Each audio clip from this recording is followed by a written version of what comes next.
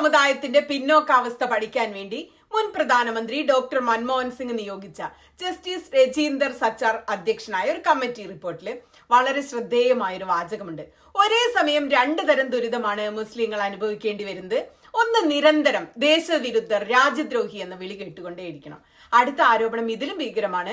മുസ്ലിങ്ങളെ പ്രീണിപ്പിക്കുന്നു എന്ന ആരോപണവും സഹിച്ചുകൊണ്ടേയിരിക്കണം.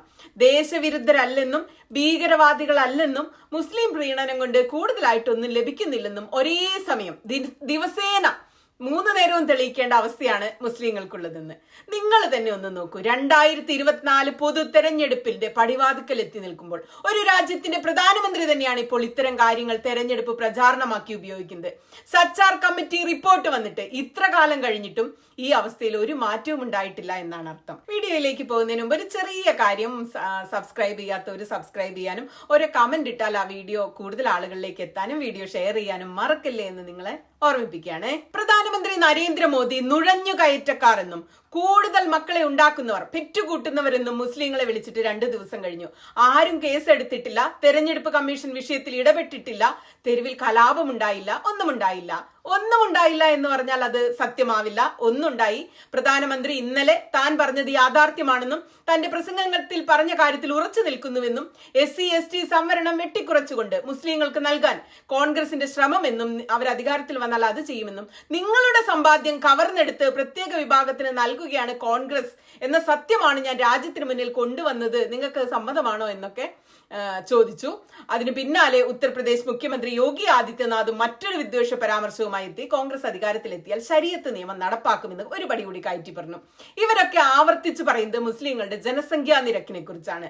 രാജ്യത്തിന്റെ പ്രധാനമന്ത്രി തന്നെ പറഞ്ഞത് പെറ്റുകൂട്ടുന്നവർ എന്നാണ്. അങ്ങനെ അങ്ങ് പറഞ്ഞു പോയാൽ മതിയോ? അത് സത്യമാണോ എന്താണെന്ന് നമുക്ക് പരിശോധിക്കണ്ടേ? ആരൊക്കെയാണ് ഈ ആരോപണം ഉന്നയിക്കുന്നത് എന്ന് ആലോചിച്ചാൽ തന്നെ നമ്മൾ ചിരിച്ചു പോകും. ട്വിറ്ററിൽ ഇപ്പൊ വൈറലായ ഒരു ട്രോൾ ഉണ്ട്. നരേന്ദ്രമോദി 6 മക്കളിൽപ്പെട്ട ഒരാളാണ്. യോഗി ആദിത്യനാഥ്, അദ്ദേഹത്തിനുമുണ്ട് 6 സഹോദരങ്ങൾ, 7 മക്കളിൽ ഒരാളാണ് അദ്ദേഹം. അദ്വാനിയെ നോക്കിയാൽ 8 മക്കളിൽ പെട്ട ഒരാളാണ് അദ്ദേഹം. തൊഗാഡിയാണെങ്കിൽ 9 മക്കളിൽ ഒരാളാണെന്നൊരു ട്രോൾ ഓടി നടക്കുന്നുണ്ട്. വിവരമില്ലായ്മ കൊണ്ടാകുമോ പ്രധാനമന്ത്രി മുസ്ലിങ്ങളെ ഇങ്ങനെ പെറ്റുകൂട്ടുന്നവർ എന്ന് വിളിച്ചത്? 1951 മുതൽ 2011 വരെ മുസ്ലിങ്ങളുടെ വളർച്ച 136 ദശലക്ഷം, ഹിന്ദുക്കളുടേത് 676 ദശലക്ഷം. മുസ്ലിങ്ങളെ അപേക്ഷിച്ച് ഹിന്ദുക്കൾ 5 മടങ്ങാണ് വർദ്ധിച്ചത്. ഇവർ തമ്മിലുള്ള ജനസംഖ്യാ അന്തരം 270 മുതൽ 810 ദശലക്ഷമാണ്. 2014 ജനുവരി 30 പത്രങ്ങൾ നോക്കിയാൽ നിങ്ങൾക്കൊരു വാർത്ത കാണാൻ പറ്റും. മൻമോഹൻ സിംഗ് സ്ഥാനമൊഴിഞ്ഞ് തെരഞ്ഞെടുപ്പിനെ നേരിടാൻ പോകുന്നു. തെരഞ്ഞെടുപ്പ് പ്രഖ്യാപിച്ചിട്ടില്ല, നരേന്ദ്രമോദി പ്രധാനമന്ത്രി ആയിട്ടില്ല. ദീർഘദർശിയായ മൻമോഹൻ സിംഗ് 2014 പറഞ്ഞത് നരേന്ദ്രമോദി പ്രധാനമന്ത്രി ആവുന്നത് രാജ്യത്തിന്റെ നാശത്തിന് കാരണമാകുമെന്നാണ്. അതിപ്പോ സത്യമായിരിക്കുന്നു. 2014 മൻമോഹൻ സിംഗ് ഇത് പറയുമ്പോൾ നരേന്ദ്രമോദി പ്രധാനമന്ത്രി ആകുമെന്ന് പോലും ആരും കരുതിരുന്നില്ല. UPA തന്നെ വീണ്ടും അധികാരത്തിൽ വരുമെന്നായിരുന്നു മൻമോഹൻ സിംഗിന്റെ പ്രതീക്ഷയും. എന്നാൽ കാര്യങ്ങൾ മാറിമറിഞ്ഞു. നരേന്ദ്രമോദി പ്രധാനമന്ത്രിയായി. മൻമോഹൻ സിംഗിന്റെ പ്രവചനം യാഥാർത്ഥ്യമായി. നമ്മളൊക്കെ വഴിയാധാരവുമായി. മുതിർന്ന ജേർണലിസ്റ്റായ ശ്രീനിവാസ് ജെയിൻ ഒരു വീഡിയോ ചെയ്തിട്ടുണ്ട്. അതിൽ അദ്ദേഹം പറയുന്ന ഒരു കാര്യം, പ്രധാനമന്ത്രിക്ക് വസ്തുതകൾ അല്പമേ അറിയൂ എന്നത് വളരെ പരിതാപകരമായ ഒരു കാര്യമാണ്. അദ്ദേഹം മുസ്ലിങ്ങളെ കുറിച്ച് വെറുപ്പുളവാക്കുന്നതും കാലങ്ങളായി അവരുടെ മേൽ മുദ്ര കുത്തിയിട്ടുള്ള അപമാനകരമായ കാര്യങ്ങൾ ഒരു പ്ലാറ്റ്ഫോമിൽ നിന്ന് വിളിച്ചു പറയുന്നു. അവർ അമിതമായ സന്താവന ഉൽപാദനം നടത്തുന്നവരാണെന്നും അനധികൃതമായി രാജ്യത്തേക്ക് നുഴഞ്ഞു കയറുന്നവരാണെന്നും ഒരു പ്രധാനമന്ത്രി വിളിച്ചു പറയുന്നു. ഇവിടെ നിരവധി തെളിവുകൾ, സർക്കാർ ഡാറ്റയടക്കം ഉള്ളതെല്ലാം പറയുന്നത് മുസ്ലിങ്ങളുടെ ഫെർട്ടിലിറ്റി റേറ്റും വളർച്ചാ നിരക്കുമെല്ലാം വാസ്തവത്തിൽ താഴോട്ട് വന്നുകൊണ്ടിരിക്കുകയാണെന്നാണ്. മുസ്ലിങ്ങളുടെ കടന്നുകയറ്റത്തെക്കുറിച്ചുള്ള തെളിവുകൾ മോദിയുടെ സ്വന്തം സർക്കാരിനോട് ഇന്ത്യൻ പാർലമെന്റ് ആവർത്തിച്ച് ആവശ്യപ്പെട്ടിട്ടും അവർക്കത് നൽകാൻ പോലും ഇതുവരെ കഴിഞ്ഞിട്ടില്ല. പ്രധാനമന്ത്രി തന്നെ ഇത്തരം വെറുപ്പുമായി രംഗത്ത് വരുമ്പോൾ നമ്മളെ പോലുള്ളവരുടെ കടമയാണ് അതിനെ എതിർത്തുകൊണ്ടേയിരിക്കുക എന്നാണ് അദ്ദേഹം പറഞ്ഞത്. അതേ, നമ്മളുടെ കടമയാണ്, നമ്മൾ എതിർത്തുകൊണ്ടേയിരിക്കുക. തിരഞ്ഞെടുപ്പ് വരുമ്പോൾ BJPയും അതിന്റെ സപ്പോർട്ടേഴ്സും മുസ്ലിം പ്രീണന ആരോപണം കടുപ്പിച്ച് രംഗത്ത് വരുന്നു. പക്ഷെ ഇന്ത്യൻ മുസ്ലിങ്ങൾക്ക് യഥാർത്ഥത്തിൽ ഇത്തരം അനർഹമായ അനുകമ്പ മറ്റു പാർട്ടികളിൽ നിന്ന് ലഭിക്കുന്നുണ്ടോ? scroll.in editor Supriya everyday Hindutva theories debunked എന്നൊരു വീഡിയോ ചെയ്തിട്ടുണ്ട്. അതിൽ പറയുന്ന ഒരു ചെറിയ ഭാഗം, പ്രധാനമന്ത്രിയും കൂട്ടരും ഉയർത്തുന്ന ആരോപണങ്ങളെല്ലാം ശരിയാണെങ്കിൽ മുസ്ലിങ്ങൾ എല്ലാ സൂചികയിലും ഏറ്റവും ഉയരത്തിലെത്തണമായിരുന്നു. പക്ഷേ എല്ലാ സാമൂഹിക സാമ്പത്തിക സൂചികകൾക്കും ഒരു താഴ്ഭാഗമുണ്ട്. മറ്റു മതവിഭാഗങ്ങളെ അപേക്ഷിച്ച് നോക്കുമ്പോൾ നിരക്ഷരത ഏറ്റവും കൂടുതൽ മുസ്ലിങ്ങൾക്കിടയിലാണ്. ബിരുദ പഠനത്തിന്റെ കാര്യമെടുത്താലും മുസ്ലിങ്ങൾ തന്നെയാണ് ഏറ്റവും താഴെയുള്ള പട്ടികയിലുള്ളത്. ഇന്ത്യൻ ജനസംഖ്യയുടെ 14% മുസ്ലിങ്ങൾ. എങ്കിലും ബോംബെ സ്റ്റോക്ക് എക്സ്ചേഞ്ചിൽ ലിസ്റ്റ് ചെയ്ത 500 ടോപ്പ് കമ്പനികളിൽ സീനിയർ പോസ്റ്റിൽ ഇരിക്കുന്ന മുസ്ലിങ്ങൾ വെറും 3% മാത്രമാണ്. ഏത് ലിസ്റ്റ് തന്നെ നിങ്ങൾ പരിശോധിച്ചാലും അങ്ങനെ തന്നെയാണ് ആ കണക്കുകൾ കാണുന്നത്. അപ്പൊ പിന്നെ എവിടെയാണ് അവർക്ക് പ്രത്യേകമായ ആനുകൂല്യങ്ങൾ ലഭിക്കുന്നതിന്റെ തെളിവുകൾ എവിടെ? ഡാറ്റ വേണ്ടേ? മുസ്ലിങ്ങൾക്കാണ് വിഭവങ്ങളിൽ ആദ്യത്തെ അവകാശമെന്ന് 2006 പ്രധാനമന്ത്രി മൻമോഹൻ സിംഗ് ഒരിക്കൽ പറഞ്ഞതായിട്ട് അവരിപ്പോൾ ആരോപിക്കുകയാണ്. എന്നാൽ വാസ്തവം എന്താണെന്നാൽ കോൺഗ്രസ് നേതൃത്വം നൽകിയ UPA സർക്കാരിന്റെ കീഴിൽ ന്യൂനപക്ഷ ക്ഷേമ പദ്ധതികൾക്കായി നൽകിയിരുന്ന തുക വളരെ തുച്ഛമായിരുന്നു. ഇന്ത്യൻ ബഡ്ജറ്റിന്റെ 0.2% ആയിരുന്നു അത്. മോദി സർക്കാരിന്റെ കാലത്ത് അത് വീണ്ടും കുറഞ്ഞ് 0.07% ആയി കുറഞ്ഞു. മറ്റൊരു ആരോപണം ഹജ്ജ് സബ്സിഡിയെ കുറിച്ചാണ്. ആ സബ്സിഡി തന്നെ ഇപ്പൊ നിലവിലില്ല. 25 വർഷം അത് നിലനിന്നിരുന്നു. ഹജ്ജ് സബ്സിഡിക്ക് 350 കോടിയാണ് ഒരു വർഷം ചെലവഴിക്കേണ്ടിയിരുന്നത്. അത് വെച്ച് താരതമ്യം ചെയ്യുമ്പോൾ 2019 അലഹാബാദിലെ അർദ്ധ കുംഭമേളയ്ക്ക് 4000 കോടി രൂപയാണ് ഒരു വർഷത്തേക്ക് സർക്കാർ ചെലവാക്കിയത്. മാത്രമല്ല കേന്ദ്രവും സംസ്ഥാനങ്ങളും വിവിധ ഹിന്ദു തീർത്ഥാടനങ്ങൾക്കും പരിപാടികൾക്കുമായി ചെലവാക്കിയ തുക, അതിനെയൊക്കെ കണ്ടു കഴിഞ്ഞാൽ അതിനെ ഭൂരിപക്ഷ പ്രീണനമെന്ന് നമ്മൾ ആരെങ്കിലും പറയുന്നുണ്ടോ? പറയേണ്ടതല്ലേ?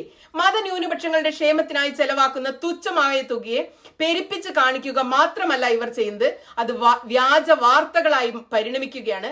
ഉത്തർപ്രദേശ് മുഖ്യമന്ത്രി യോഗി ആദിത്യനാഥിന്റെ അവകാശവാദം സമാജ്വാദി പാർട്ടിയുടെ കാലത്ത് ദീപാവലിയേക്കാൾ ഈദിന് കൂടുതൽ വൈദ്യുതി സപ്ലൈ നടത്തിയെന്നാണ് ഒരാരോപണം. എന്നാൽ യഥാർത്ഥത്തിൽ സമാജ്വാദി പാർട്ടിയുടെ ഭരണകാലത്ത് ഈദിനേക്കാൾ ദീപാവലിക്കാണ് കൂടുതൽ ഇലക്ട്രിസിറ്റി വിതരണം ചെയ്തിരിക്കുന്നത്. ഉത്തർപ്രദേശിൽ BJP ഭരണത്തിൽ വന്നപ്പോൾ ദീപാവലിയേക്കാൾ ഈദിന് വൈദ്യുതി അധികം വിതരണം ചെയ്തു.